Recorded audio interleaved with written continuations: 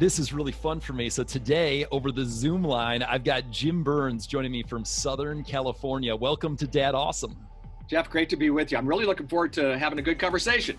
Well, this has been fun, and for a couple months of just looking forward to this chat because, my old job working for Youth Specialties, just so many friends and mentors and, voices of wisdom for both parenting and youth ministry. But today, just excited to pull you in to have a chat about fatherhood. But could you help introduce yourself to all of the dads listening? Just talk about your family for a little bit, and then what you're up to for leadership and ministry.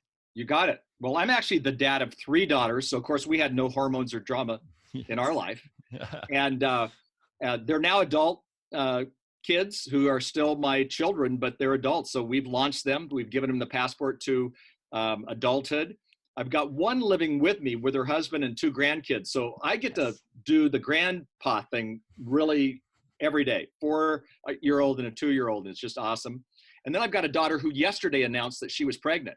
Oh, so congrats. Her and her husband made the big announcement yesterday. And so that's a lot of excitement for us. We knew, but they were just kind of waiting.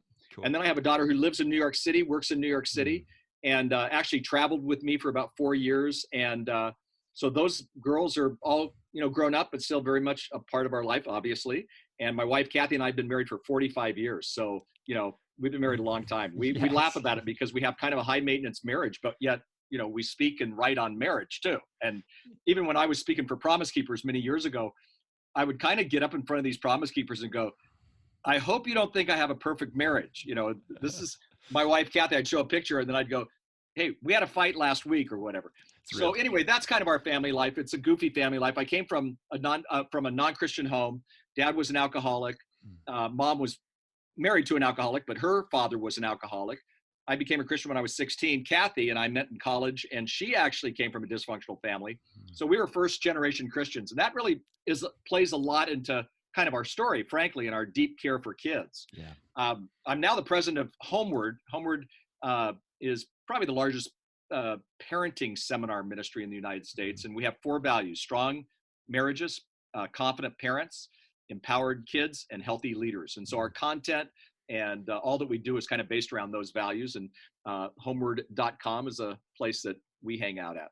Oh, man. And so thankful for all of the resources over the years you guys are creating and continuing to help with. And I mean, even knowing that your daughter lives in New York and you're in Southern California, right now, we're recording this on April 2nd, 2020. So the week before Easter, we're right in the middle, COVID-19, Corona, so strong marriages, confident parents, empowered kids, healthy leaders. Yep. How are you coaching? Let's start with your daughters in this season. How are you bringing comfort and confidence and helping them with their marriages be strong?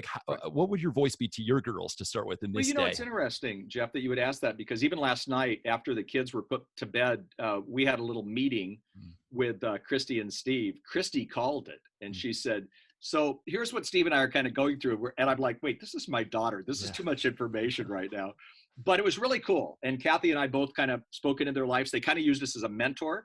There have been times, I have a book called Doing Life with Your Adult Children. And one of the chapters is unsolicited advice is taken as criticism. Oh, yeah. I've given some unsolicited advice and that doesn't work. But when she came and we talked through some things, and it was really neat. It was really a great time of talking about them leaning into a life group online that they've been a part of. And it was a time of them trying to, how do they figure out how to get some time away, when not away like go spend the night someplace, but literally just get some time away. We're glad to watch the kids. And anyway, that was a neat thing. The other two, with Heidi, we're on the one who just announced that she has now a baby inside of her. Yeah. We're going to see her tomorrow from a distance. You know this because you have been in Southern California. We're actually going to meet at the drive-through of an In-N-Out hamburger place. Yes. Because she's dying for In-N-Out, and pregnant lady can eat anything she wants. And then we're actually going to stay about 12 feet away. Okay. So it's going to be weird because what we want to do is hold her and love on her. And we end up talking to her every day. And already today, I've been in touch with her a couple of times. And one was kind of semi-serious. And one was just, a hilarious meme that she sent me. And I just go, this is the funniest thing I will get all day, that kind of a thing. Yeah. But we're really trying to encourage her and her husband as they're quarantined. They're both working, but they're, quarantined like so many Americans. Yeah. And then our daughter, Rebecca, is working at a interactive art museum Wow. in New York that actually, of course, had to close, Shut, and they've right. had to let go 300 employees from New York and Houston, and she's in the top 10, so she's still there. But and she works every day, but who knows how much longer that's going to Mhm. be. She's got a master's in clinical psych, so she has a real bent toward helping people that way. She traveled with me for 4 years. She was a missionary after college. So we really, really, really miss her. But even like we told both of the other two aunties that with our grandkids, we're going to play Candy Lane or Candy Land, Candlelight, and yeah. we're going to bring them in via Skype, and they're Yeah. going to actually play. And so James and Nice. Charlotte, who's only two, it's going to be a gamble. Yeah. They're going to actually roll the dice, and do all the things for them, pick the cards in Candyland, I guess. And but they're going to be a part of that, and that's a neat thing. So we and my wife's birthday is coming up. Typically, we would all be together, and we're going to bring. We do it. We have a little. Well, we've done this since our kids were little. That on a birthday, we say 3 good things about each other. And, each person does that. And so we're going to bring them in. We're going to put an iPad at one part of the table and another iPad. We're going to eat. The girls who aren't going to be able to be a part of this are going to be bummed because it's like their favorite restaurant in Dana Point. And we're going to have dinner, and then we'll let them do the 3 good things. But I'm actually, even, believe it or not, I'm actually going to even pay for pizza delivery to their places That's cool. at the right time. Now with Becca, it's going to happen at 6:30. So for her, she's going to have to do dinner at 9:30. But I think she kind of eats late because she's the one in New York. 3 So hours. Oh. you got to be creative today. Well, and what I hear is Yeah, relationships like draw, even when you can't give the hug, let's pull up alongside and maybe yeah, you can make up for the hug with In-N-Out Burger. I mean, it'll distract you from even noticing you missed the hug if you're eating an In-N-Out yeah, Burger. yeah. But Well, no, I'll take the hug as opposed to the In-N-Out Burger, and I love oh, In-N-Out. But yeah. you're right, exactly. You got to keep the relationships going, and the Yeah. relationships can't just all be at whatever age super serious. Sometimes you just need to have serious fun. Yep. And I think at a time like this, a lot of families, my call to them is, oh my goodness, have some serious fun. If that Yeah. means playing board games because the ages of the kids, and play board games. If it means doing something goofy, but don't just all go to separate rooms and be on your devices. Yep. This is a time to engage and take the walks if you can, if the weather's okay, and Yep. really enjoy each other, whether Yeah. the kids are older or younger. And see, dads are getting to do this more. I mean, what I'm loving, Jeff, right now is, Kathy and I went on a walk this morning with our dog, who loves, by the way, the quarantine because he's getting longer Awesome. walks and more. Nice.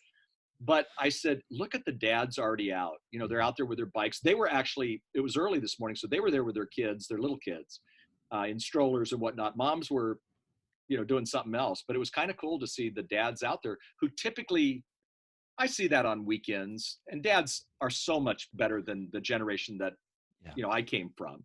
But, these dads are engaging with their kids. How great. They're playing with their kids. That's what I yearn for with my dad. Yeah, it's a game changer. We've been praying since day one of this ministry of DadAwesome. Can we turn 2 hour per day dads into 4 hour per day Yeah. dads? Yeah. And just this is a general, it's not about the exact hours, but dads who Sure. double up their intentional connection with Sure. their kids. And we're Right. gifted that right now. We're being gifted it. Talk just for a moment about, so you mentioned your parents' generation, Yeah. what you experienced. You mentioned your dad's alcoholic, like Yeah. what you experienced as a dad or as a son, and then the pivot and the changes you've made to your intentionality as a dad. Can you talk Yeah. a little bit about that, those Yeah, changes you sure. made? And I think you said the right word, intentionality. My dad was a functioning alcoholic. I mean, he was the typical functioning alcoholic. He was successful in business, and he wasn't a horrible guy. He never missed a game of mine. And I played baseball. My brother played for the Chicago White Sox. My dad was very engaged with 4 boys. So I came from 4 boys, and then now I have Yes. 3 daughters. But so dad was. But alcoholics don't do intimacy. They don't do. He didn't know how to do relationships. He worked hard, came home, turned on the TV, had a beer in his hand till he went to bed, that kind of a thing. And so we weren't close in some ways, and yet I didn't have this major deficit. Like some people have a story or testimony or whatever. My dad beat me, or my dad left us, or whatever. I don't have that. And in some ways, my dad's presence, I call it the power of being there. His willingness to he worked really hard, but he didn't miss Little League games, man. He didn't miss Pony League games. He didn't miss basketball games. I mean, he showed up there for me. And so I didn't have the world's worst dad, but I wanted to be a different kind of a father. And in our first year of marriage, we realized that we were, the Bible says you inherit the sins of a previous generation to the third and fourth. Well, I was an alcoholic and I wasn't doing this. I was a new Christian and both of us excited about going into youth ministry. But we realized we needed to make a decision. We put a stake in the ground and said, we're going to be the transitional generation. And what that meant for us was you either recover or repeat. And we said, let's recover. Yeah. And so I think that's been, frankly, the best and the hardest thing we've ever done as a couple. And then me as a dad, because I didn't have a dad growing up that was my total model. So I didn't really know what to do. I had to find people who were going to be my models on that and be in relationships with others where I could see that.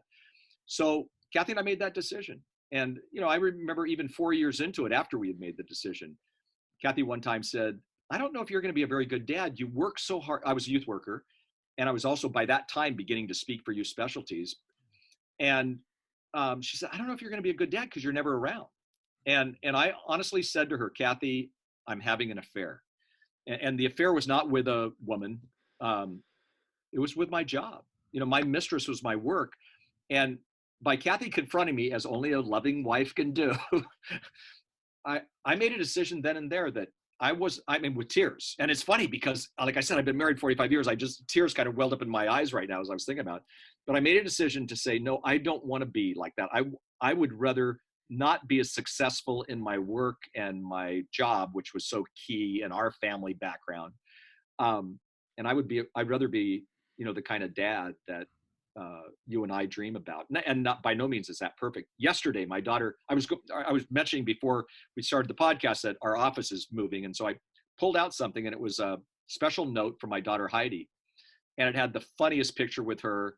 I mean, she's the kid who, for 9 years, I went to dad-daughter dances at Dana Hills. That sounds like a, tongue twister.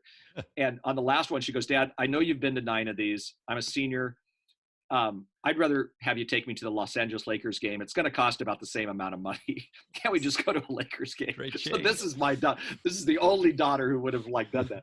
But she wrote me the neatest note. And I sat in my office and my eyes welled up with tears. And I thought it was just, she wrote the thing. It was a Father's Day card. And she wrote it. She was 16. And, when they're 16, it's not like they're always going, hey, you're dad of the century. Right. But she wrote this and she goes, you're the best dad ever. And here's why. And she gave me these reasons. Cool. Then at the very end, it said, P.S., can you take me out to dinner now that I've said all these nice things, which I love. But you know what? That made my day. Yeah. I mean, I even took a photo of the front. I took a photo of the deal and I said, and I sent it to Heidi and I just said, you just made my day. Now that's on the day that she's going to announce that she's pregnant. She's thinking that. I go, well, that made my day too, but this card. I mean, that's the beauty of trying to be a transitional generation. So, our daughter Christy one time is in a hassle with. She's like 17. She's in a hassle with her mom. I come home from work and they're actually. I started to say they're going at it. I think it was just Christy going at it. This is the kid who's the president of Fellowship of Christian Athletes. Leads worship at our church high school band back then. And is on her way to a Christian college, Point Loma, Nazarene, where you would know from the YS world. And she's driving us all nuts, right? And I said to her, I said, Christy, you need to go to your room. Stop this. And kind of just calm like that. And I went up there and I said, I don't think I've ever told you that Mom and I really have tried to be the transitional generation. Have we ever talked about that? And I said, the Bible says, and she knew her stuff. So she goes, yeah, I get it. And I said, so Mom starts in deficit land. I kind of put my hand at one side in a very dysfunctional home. And I said, and she's grown, the person I've seen grow the most. And I said, so Christy, the burden of that is on her shoulders, not on yours, so that you can start someplace in the middle and move on. Yeah. And Christy's eyes kind of welled up with tears and she sort of got, I wasn't yelling at her, but she got that it was her mom who was putting this in and me too.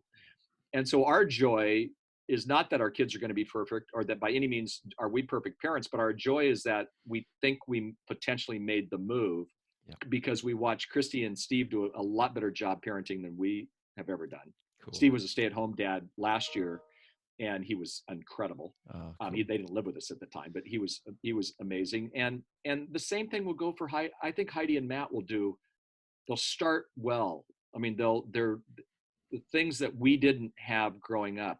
This morning I was doing my devotions and James always does his devotions with me, which means he takes my phone and looks at a Bible app. Yes. And I said, what does this say? And it has James on it because I pray for him every day and I write out some of my prayers. And I thought, I wonder if anybody prayed for me when I was his age, because I don't know that that was the case. But I know that Christy and Steve pray for their kids, and I know that they're leading them, toward faith. Is it all perfect? No. But that's transitional generation's a big deal. So you didn't know in one question you were going to get, Oh man, minutes and minutes, but it was key. That is profound. And I think about there's dials of intentionality that we can turn as dads. We can turn some dials, or we can get out of the car into an entirely different car. And that sounds like, so you've kind of taken the macro shift. It's not perfect, but then now you've set your girls up to turn dials because they're headed in the right direction. Right. And good dads can still have kids who make poor choices. Yeah. But you set them up a lot better when you do it more intentional. Yeah. And unfortunately with dads, it's much more prevalent today with a younger generation of dads. And I love speaking to them, but a lot of them still don't know what to do. And I always find, I was talking with a guy kind of before the virus or whatever. And I spend, I'd say 6 hours a year with him. He comes in, we talk, and we always talk dad stuff. And I said, you know what? I should have been doing, he has young kids, younger than your kids. And I said, I should have been doing what you're doing. And I didn't when my kids were this young. I got it later. By the teenage years, like we were desperate. And so we started looking for anybody who could help us. Yes. And it's funny because that was what my PhD was in adolescence. But I'm like, I'm lost. I have no idea. These kids hate me. They hate us. We don't know what we're doing. Yep. But finding the mentor, I find that a younger generation is willing to do that when they're willing to do that. Mentors are people that you're sitting face to face with.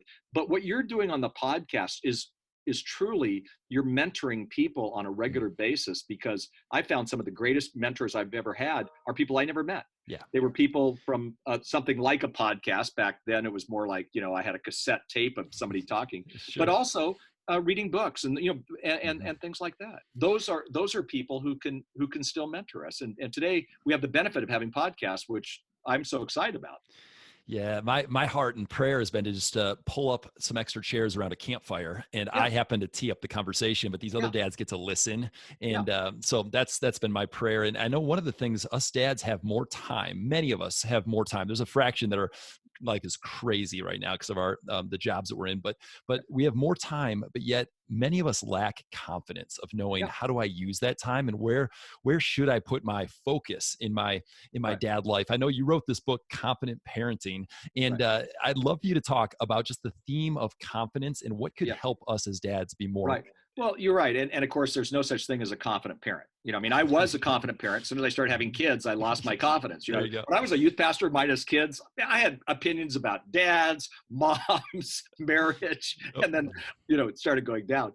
But, I think we become too many dads, especially, and I think moms do this too, is we parent by circumstance and chance. I mean, let's face it, with the ages of kids you have, Jeff, we're just trying to get through Thursday, and then we got to look and go, whoa, we got to do this again on Friday, kind of thing.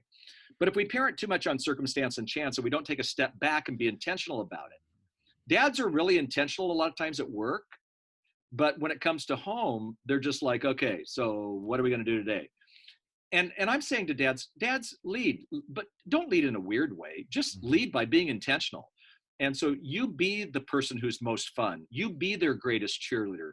But at the same time, don't be letting your wife do all the discipline, and you try to be Disneyland dad because you don't know what to do, or you want to be liked, or you're too tired because you had a hard day at work. Well, your wife quite possibly worked too, and she's tired, and she's probably more tired, in whatever way. So, I find that when dads have a purpose and a plan, and with kids, you're always calling audibles. I played sports. I actually was a quarterback. I don't look like a quarterback, but I had to call audibles all the time. When as a parent, you got to call audibles all the time. But when dads have a plan and a purpose, they kind of know the direction they're going. They know what they're going to do. Oh, they do a lot better job. So, when you, like with my kids, as they got to be 5, I started taking them on dates. Well, these aren't dates where we're talking about the meaning of life. And I wish I could tell you that every time we prayed and, Jesus appeared. Well, it wasn't that. We talked about chocolate or, tooting or whatever they wanted to talk about. I don't care. But what I found was in being intentional about that, since my dad went to my games, but he didn't really interact with me like that, that, that was 3 hours of my life. And I thought that would be so easy when I first kind of committed to that. 3 hours was hard to do because that also meant I have a date night with my wife. So, I was putting in a lot of hours. Those times were treasured. Yeah. And my girls still look back at those times and laugh about some of the things. And each one wanted, I kind of let them do what they wanted to do. And a lot of times it was around food. But sometimes it was around, we live at the beach. So, sometimes it was around going surfing together or just, hanging out. I expected to have better conversations with them, frankly, as they got older. I would say sometimes the conversations were better when they were younger because, they were like, what, I don't want to talk to you about something meaningful. They would just want to hang out with me. But today I'm close with these girls. And I think it's partly because of the intentionality of putting time with them, I was the one who most nights prayed with them. And I can't say that when they got older, they always prayed with me. Like right now, my little James, who's 4, my grandson, this kid is like a praying, he just prays like crazy. And he's there and Grandpa, let's pray, whatever. Well, that's awesome. But, I think there are times when that doesn't have to happen. It's just spending time and letting me pray for them. Yep. And those things build up over a time. And all of a sudden, I'm still to this day not a confident parent, but I look back and go, wow, some of those decisions we made, those were good decisions. It's like working out. Like when I work out, I don't really even like it sometimes, but I do notice that I'm a little better off if I've spent some time working out, if you know what I mean. Well, I think it's the same way when we're intentional with our kids. I love that. And it's the compounded effect of closeness and relationship and warmth and trust, the compounded effect of those one-on-ones, that time that sets you up for, one topic that I know you and your wife were intentional with is conversations with your daughters around healthy, holy sexuality and talking about their body and talking about changes and I know that she had a role that was intentional and one-on-one, and then you had a role of modeling how to go on a date or whatever your role. But can you talk for a moment, and you can be specific here, dad, daughter, and then we'll let the, dads with sons, but talk about dad, daughter. With that. Well, let me first tell you the real thing, because I do write books on this and I write books for kids and whatnot. So not too long ago, my daughter, Christy, who's the one living with us, I said to her, I have a friend named Reggie Joyner, who's the head of Orange. Yep. And I was talking to his daughter, Hannah, who's an adult. And she said, we were talking about sex and sex education. And Hannah said, oh, my dad thinks he did such a good job, and he was so awkward. And I started laughing because Reggie's my friend. And I'm like, the guy is the most articulate, strategic man I've ever met in my life. And he's saying that. So I, of course, come to Christy and I go, Reggie, I mean, they know Reggie. My kids know Reggie. So I go, here's what Hannah said about Reggie. So awkward. And she goes, well, Dad, don't you think you were awkward? She goes, your bald head would sweat, your ears would turn red, you'd stutter. So I'm laughing because I could speak to thousands of kids and, on this subject. And then when I'm talking to my own kids, apparently, the bald head sweat. Yes. But what Kathy and I found was that it was really important because our parents never talked to us about sex. And somewhere along the line, we had heard that the more positive, value-centered sex education kids receive from home, the less promiscuous they'll be, and actually the less confused. And, there's a role that you asked, the question you asked was about dads. There's a role that dads play with daughters and with sons. And it's a different role. Like my wife took the girls away at age 11 and had the big event and, read my wife just called me on the phone. I forgot to turn it off. But that's the beauty of podcasts. Yes. But anyway, she talked about periods and she talked about all that kind of stuff. My girls didn't want me to talk about period. In fact, as I got older, periodically I had to go get a tampon. You're going to have this experience yourself, Jeff, which is a little embarrassing, but you kind of get over it at this point in life. But they wanted to talk to me about relationships. And so I found that like at 16, I took them away, and that's where we talked more about sexual integrity and whatnot. I went out to dinner with them and whatnot, but I realized I was role modeling for them. And, I had to take the lead on certain things. For example, with our girls, we live at the beach. I had to say to them, hey, guys, look at skin. And they go, Dad, that's gross. Because my girls weren't dressing to be sexually provocative, although some of the stuff they would wear around the beach was, a lot of skin showing. But they needed to hear that from me, because if their mom said it, she was being the nag or whatever. And, I'm kind of in their mind, the cool dad. So of course I would think it's okay. And I'd go, no, I don't think so. I go, even uncles look at skin and they go, Dad, that's gross. But the point being, I go, it's not like every guy is horrible, but you just have to understand. So I talk to my girls about things like modesty. Yeah. Kathy and I had awkward moments with the girls where every 6 months we would kind of go away. Kathy and I would go away meaning we'd spend a few hours maybe at the beach or a park or something. We'd write down what we wanted to talk about over the next 6 months with each girl, phase wise, age wise, because they were in different developmental stages sometimes. And words like masturbation or some of the tougher type of things, we didn't really teach out of a book for that. I have a book that kind of goes through that stuff, and some parents like that. But we felt like it had to be spontaneous. So, lo and behold, we're watching TV one day and somebody makes a comment about the M word.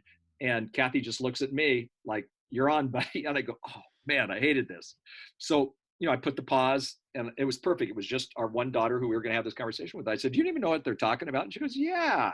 She goes, that's gross, whatever. But I said, well, let me talk just a moment about it. Do you have any questions? She goes, absolutely not, Dad. And we will never talk about this again. Well, we laugh about that now, but those are the best conversations. We were talking about being intentional. When a dad is intentional with his daughter, spending time, not about sex, that's the questions will come easier. Because I could say to my girls at any time, what's going on at school in the area of, this, do they do sexting, on and on. And my girls would go, oh my gosh, there's these people sexting. Well, then we could have a conversation about sexting. Yep. Without actually me having to sit down and say, let's have this heavy duty conversation. But at the same time, because of other relationships, well, other parts of the relationship, I felt maybe I could be a safe person for them sometimes. Other times I would laugh because I go, wow, they're talking to their youth pastor instead of me. What's up? Other people thought I was cool. They don't. And I had to make sure that was okay. So we needed to make sure we had, as a dad, I wanted to have other people in their life. Yeah. And other men actually in their life who were safe. Yeah. Like our youth pastor. Our youth pastor still to this day has had a great influence on my kids. And I'm really grateful for that. We kind of worked hand in hand sometimes. And yet my kids had no idea that I was spending an hour a week with him and kind of a discipleship thing. And I'm handing him curriculum stuff and that I'd written or whatever, because they need to have a relationship with someone who is safe, younger, cooler, groovier. And what's funny about even some of your younger dads, their kids think they're old, which just cracks me up, but they do. So, kids need role models at different ages. Yeah. Hey, if I called up your wife, Kathy, and said, where did Jim get it wrong in the dad life? Where did he miss it? What would she share as just an area that you kind of missed it as a Absolutely. As a dad? And she would be glad to do that because we talk on confident parenting and Kathy and I go back and forth. And just the other day, we were doing something on marriage. Yeah. We're doing a conference together and I said something. She goes, I don't really remember it that way. And just totally threw me under the bus, which is awesome. But when it comes to confident parenting, I'm having trouble with it.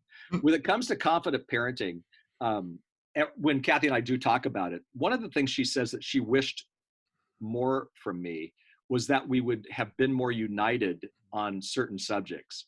She didn't feel like sometimes I would back her the way I should have. So she felt like I was backing down. And when I look at that, I would always think, I even write this in books, united we stand, divided we fall or whatever. But she said, there were times when she felt she was playing bad cop more and I was playing good cop when she wanted me to at least come alongside her.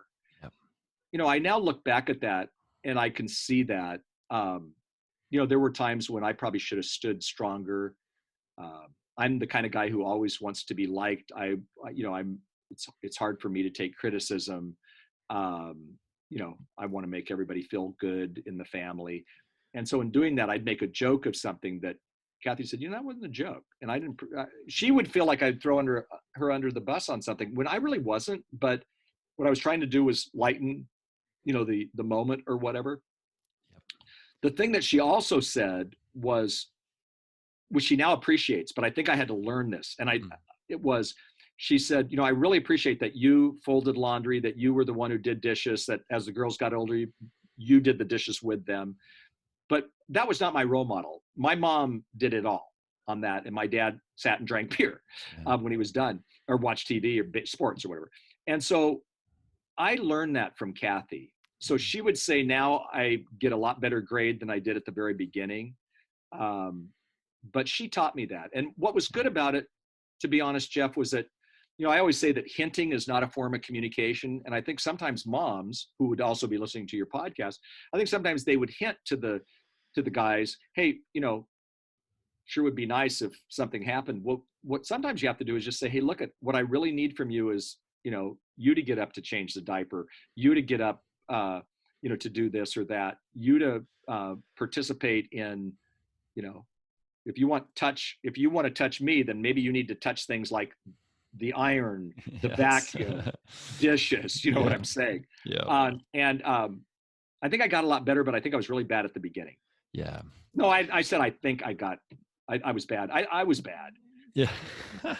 Just own it. No, that's great. I love that question, just to get perspective, thinking through her lens. Great question. Yeah. So I guess to kind of land the plane, if you could hop in a time machine and give yourself some advice in the young dad years, your girls are 5 or 10 years old in there, what would you tell yourself to apply more focus here? What's the area that you would be like, man, I'd want to nudge myself to put more focus there? Funny. I've asked that question to myself. And so I have an easy couple of answers for you. One is, I would engage more spiritually with my kids. What I find is that, kids today are leaving, the church, but there's a 300% better chance that they'll stay in the church if they have faith conversations in the home. And so, that's what I do. That's my job. I have faith conversations with people all day. Yeah.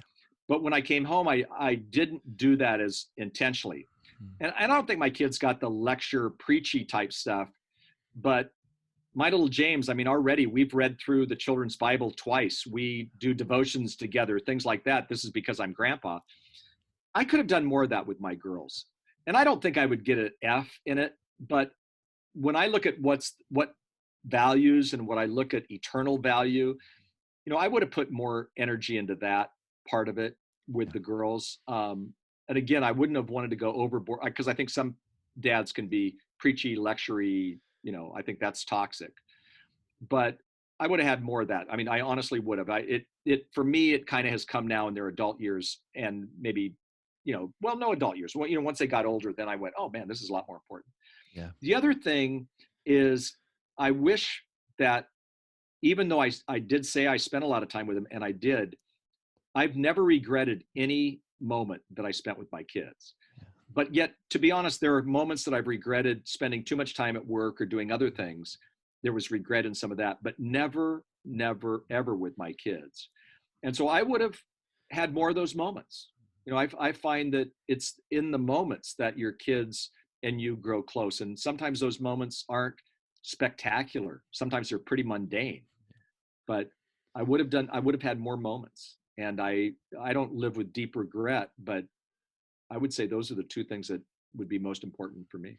Yeah, it's helpful, really helpful. Any last thoughts? Anything else you wanted to share with our DadAwesome community? No, I would just simply say that I think this generation of dads are awesome, and I think they're doing a great job. And I would say keep on doing what you're doing. And if you don't have a role model of people, somebody at your church or somebody in business or somebody honestly start imitating what they're doing. For Kathy and I, we found that we needed mentors. We found that we needed peer support. You and I were talking about a mutual friend that we have named Tick Long, and I think he's a great dad. He was my friend, but man, I learned he would do something, and the essence of creativity is the ability to copy. So I would then copy what Tick did with his kids, with my kids, because his kids were a little older than mine. So be intentional about that, but be intentional about finding the kind of mentors. And don't go up to somebody and go, hey, will you be my mentor? That'll freak them out. Nobody thinks they're that good of a dad. But just honestly start spending time with people who you respect. And when you do that, I think you're better off. And then, of course, on a weekly basis, listen to DadAwesome. There we go. Well, I am so grateful. And on behalf of all of our listeners, thanks for taking this time. Would you pray a short prayer for all of us before I let you go? Sure. Lord, I'm thinking about dads, and I'm thinking about dads who sometimes don't feel like they have the skills or the ability or the confidence to do this incredible responsibility. They feel the responsibility. They wouldn't be listening to this podcast if they didn't. But I pray, God, that you would give them the confidence and the assurance that they're doing a great job, and that in that affirmation, may they know that the time and the energy that they're investing in their kids makes an eternal difference.